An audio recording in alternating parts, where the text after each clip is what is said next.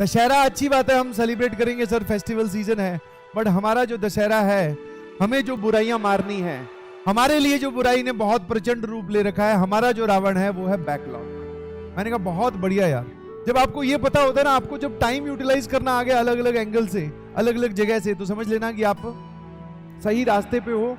IITian बनो ना बनो, बट अब आप एक सक्सेसफुल इंसान जरूर बनोगे अगर आपको टाइम यूटिलाइजेशन आ गया तो।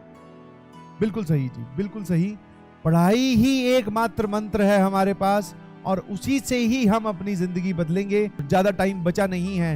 मैं आपको नहीं बोलूंगा अगली साल इस वक्त कि भैया आप घर पे बैठे, आप अपने आप को रोकें, जाइए बाहर मत जाइए, समझ में आया? अगले साल तो यही बोला जाएगा, जाओ। अगले साल तो ये बनेगा कि चलो यार कहाँ का दशहरा फेमस है, वैसे तो कोटा का सबसे ज्यादा फेमस है, कहाँ का दशहरा फेमस है? बोले बहुत दिन हो गए हमने दशहरा जो है यहाँ का नहीं देखा, मुंबई में दशहरा कैसे बनाते हैं, चलो भाई बॉयज ट्रिप, गर्ल्स ट्रिप या फिर कॉलेज ट्रिप, सब लोग पहुंच गए मुंबई, वहां दशहरा सेलिब्रेट कर रहे हैं।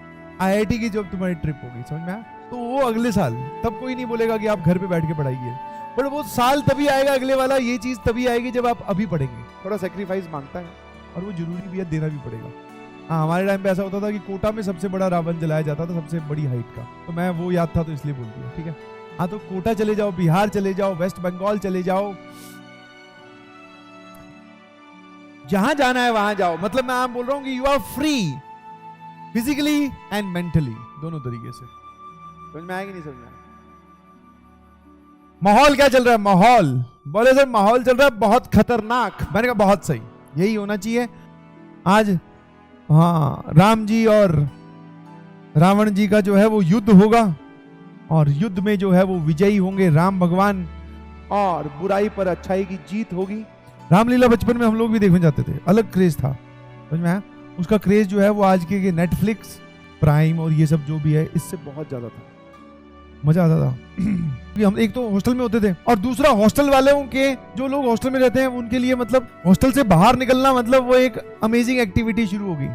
छोटे छोटे हुआ करते थे, बस लाइन बना के हॉस्टल वाले ले जाते थे उधर रामलीला दिखाने, बस बैठे हैं, मजा आ रहा है, और धीरे धीरे सीख भी रहे हैं उससे। ऑब्वियसली एथिक्स और कैरेक्टर बिल्डिंग होती है, क्योंकि जो चीजें हम बचपन में देखते हैं वो कहीं ना कहीं हमें बहुत सारी चीजें सिखा के जाती है। फिर वो ट्रैवलिंग रील्स देखने लगते हैं, समझ में? ट्रैवलिंग रील्स, और किसी की ट्रैवलिंग रील्स देखकर